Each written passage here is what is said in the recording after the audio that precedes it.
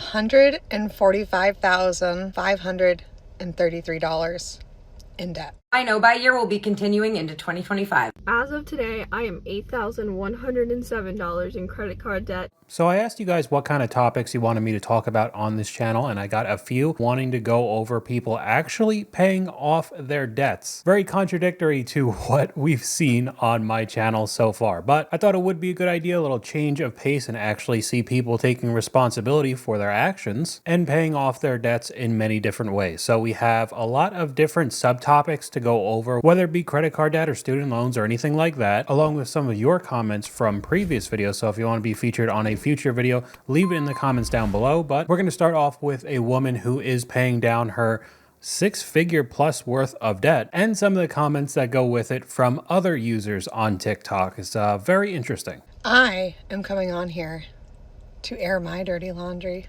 so you can feel better about yours. I am currently, are you ready? $145,533 in debt. That's cute, huh? So cute. 2 car loans. There are some student loans in there, and a personal loan, and then consumer debt, credit card debt. So in the last 6 months, I think we've paid off about $7,000.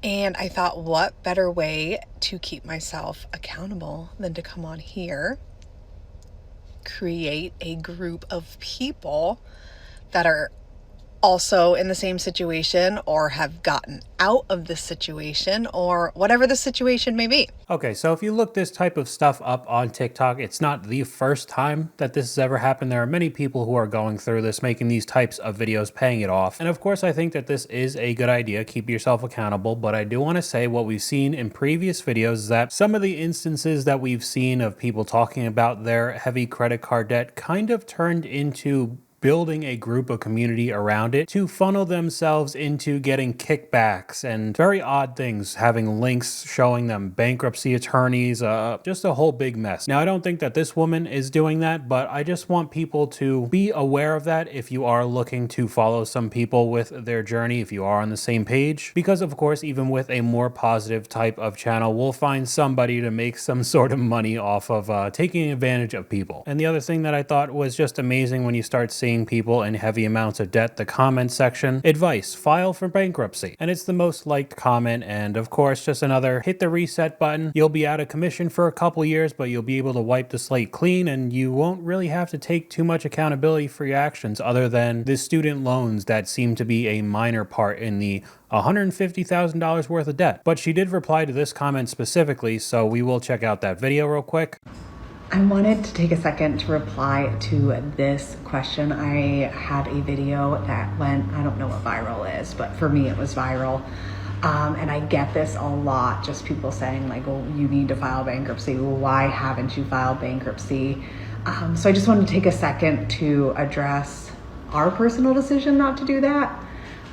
For us, we would love to be able to purchase a home sooner rather than later.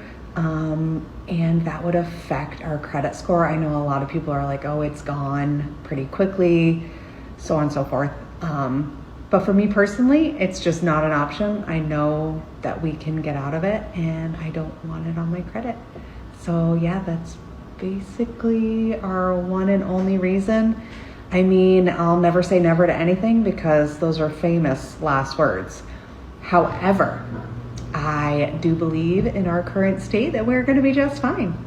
So pretty straightforward answer. And then there are many comments talking about you should just do it anyway. It's so much easier. And again, just another one of the instances where nobody has to take responsibility for their actions anymore. It's not like this was a medical emergency and somebody racked up $150,000 worth of debt because they had a stroke or something crazy like that. Almost all debt is still people's choices. The car loans, the student loans, you still wanted to go to school. You don't have to. Of course, all the consumer debt, the credit card debt, even if you fall on hard times, I understand it more, but it still is a choice. But in today's age of wanting everything right now and not having to deal with any of the consequences, everybody just wants to hit that reset button. We could look at some of the comments from this clip. My parents filed for bankruptcy when I was 3. When I was 18, my dad went to co-sign a loan for my first car. The dealership brought up the bankruptcy. I'm convinced it will haunt you for life. Contrary to that, the next comment, you can't buy a home with a bunch of debt, which is why they're trying to pay it off. I don't know if this person just didn't watch either one of the videos, but you could buy a home 2 to 3 years after filing bankruptcy. But if you watch the video, she says she doesn't want to do that. I mean, what could I say? It's the internet. You'll have people like this in every comment section in any social media platform, but one of the little subcategories I've seen is the no buy year 2025, where a lot of people who have heavy amounts of debt, primarily consumer debt is what I've seen, is that they'll try to really cut down on consumer spending in 2025 and almost make it a game. There'll be a whole bunch of different rule sets they'll put for themselves, but it's just easier for someone who's actually doing it to explain. My no-buy year will be continuing into 2025. It's official. My debt will be 100% gone, including my car loan, by August of next year. I intend to strictly adhere to my no-buy rules during those 8 months. TBD on the final 4 months of the year, but I'm thinking because I want to build up my savings, I'm probably going to do it then too. Let's get into my rules. In 2024, I wasn't as adherent to my no-buy rules as I wanted to be. In 2025, we know exactly what we're doing and we're going to stick to it. So my rules are: 1, no new clothes whatsoever. I have a closet full of amazing items. I have no room for new clothing. 2025 is going to be the year that we style what we have. And that means make and do with my summer wardrobe. Number 2, no new beauty products. Self-explanatory. I have more makeup than I could ever possibly use, so I will not be buying any more next year. I am allowed to purchase new beauty products if I have used all my backups for a product. So basically restocks only, and that will be infrequent. No perfume. Are you kidding me? I don't need any more perfume.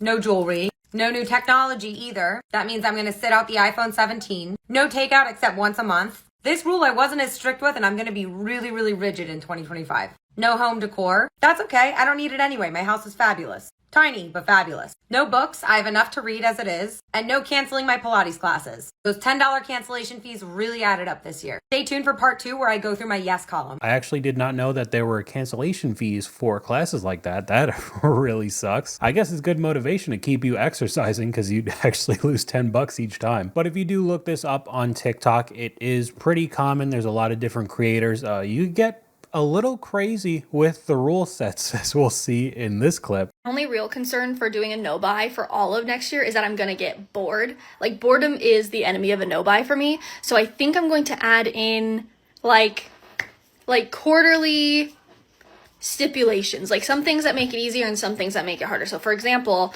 once for 1 week out of every quarter, I'm going to let myself earn double fun money. So instead of having my weekly budget for fun money be $50, it's going to be $100. And all the things that I normally do to earn like $5 or $10, the amounts that I earn are going to be double for that. And I haven't decided if I want to make this like a set week every quarter or if I can like pick the week in the quarter. I haven't decided yet.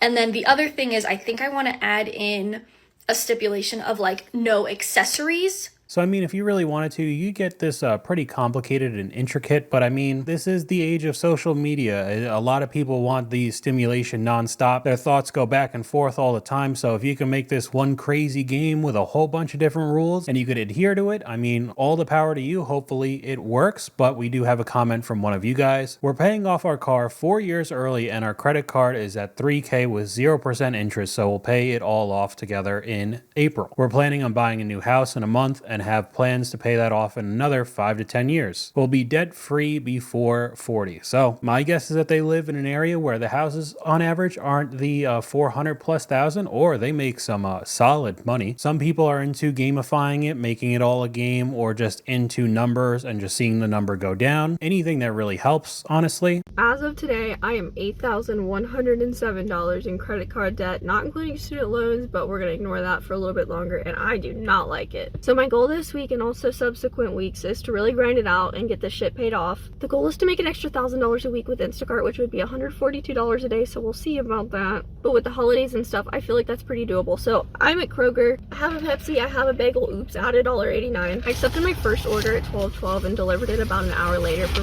$14, so slow start. So another person showing what she's doing to try to get out of the debt. Now, I remember the word Instacart, but I did not know that this was a thing. It was basically DoorDash for groceries. price. I know that Target and Walmart have like the pickup, and maybe you could get stuff delivered by Target, but I think it's like pretty expensive. If it even is a thing, I'm not sure. But I guess Instacart is another one of the delivery services. But being able to put it in a video format and actually adding up all the numbers, I think is much easier and more fun, maybe more stimulating, actually seeing the numbers visible and slowly bringing down your debt. And we have another comment from you guys. I feel blessed at 54 that I carry zero debt now. No mortgage, car payments, no credit cards. Took me 12 years to pay everything off after getting caught holding a lot of credit card debt back in '08. Took a lot of discipline and a lot of sacrifice, but I wouldn't trade that feeling, especially now. No car payments are pretty rare with people, but no mortgage is super rare. I even know people who are a couple generations older than me that granted do have a very low mortgage compared to the $2,000-$3,000 a month you could see now, but they still have a mortgage. So this person not having one at all is a very good accomplishment.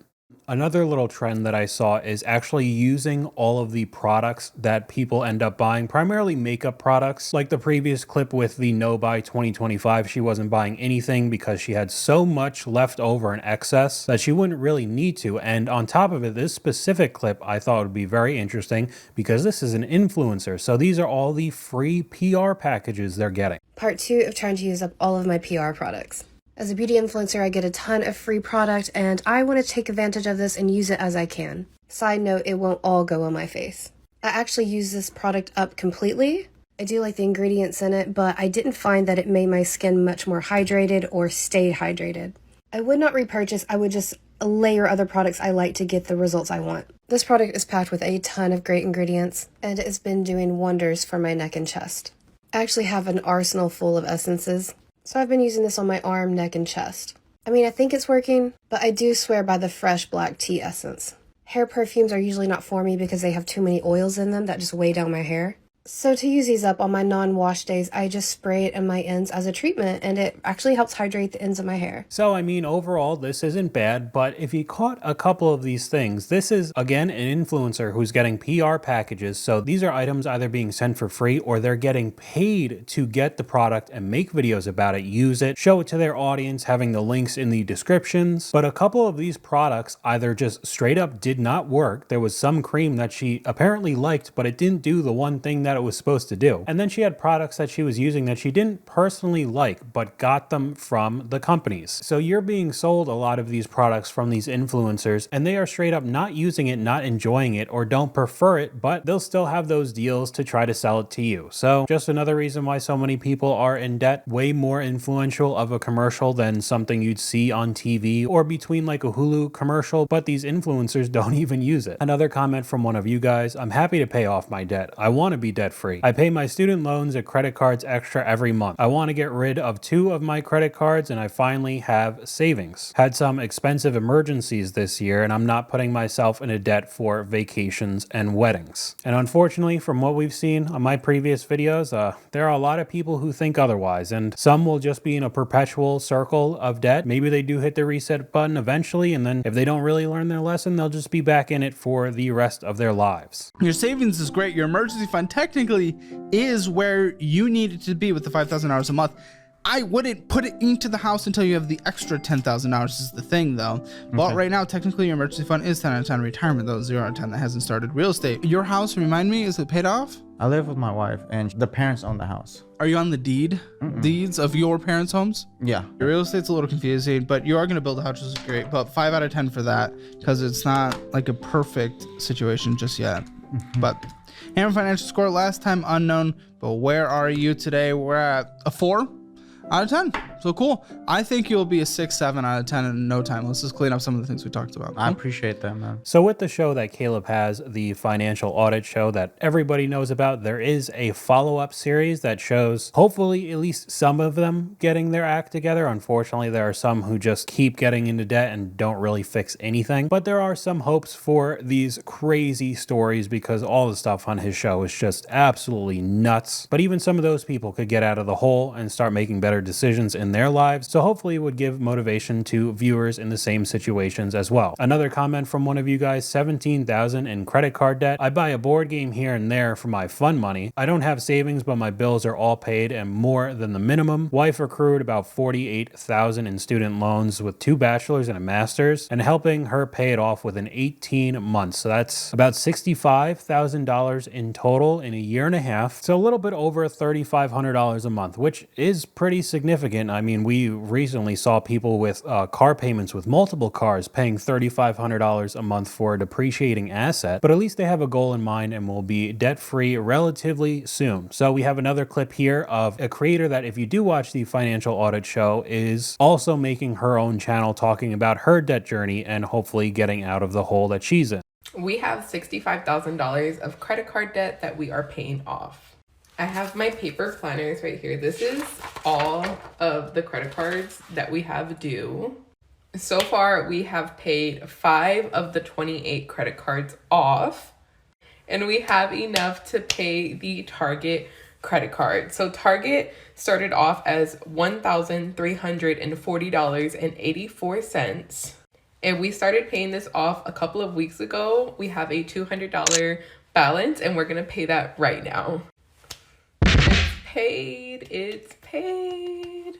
So again, another positive story, 28 credit cards. So that's a crazy amount of cards. But I did have one of her clips in a previous video, the timeshare debt, where her and either her husband or her boyfriend did get sucked into a timeshare, and they were, I think, around $10,000 in the hole because of it alone. She doesn't talk about it in this clip, so hopefully they were getting out of it. They were talking about getting out of it on the show. But again, a pretty positive story. I mean, there was a lot of information on those notebooks, so she was actually taking the time to go over all the numbers and start paying everything off. We're going to finish off this video with another comment from you guys. From an older guy, not paying your debts off will affect you long-term in ways that are not immediately apparent. Lots of things are geared towards your credit score, higher insurance costs, harder to rent an apartment. Good employers with good job openings will run credit checks. Can't get security clearance. Many things in life will become harder and stay that way for a long time. You've dug a hole that you will never get out of. So some people that we've seen on my channel kind of look like they're in that situation where they don't even want to get out of the hole, but at least a little bit of motivation in this video showing people who do want to get out of that hole. So let me know any of your thoughts down below, but that's all I have for you guys today. YouTube thinks you'll like this video popping up on screen right now, but hopefully you guys enjoyed this video. If you did, please leave a like, and I'll talk to you guys later.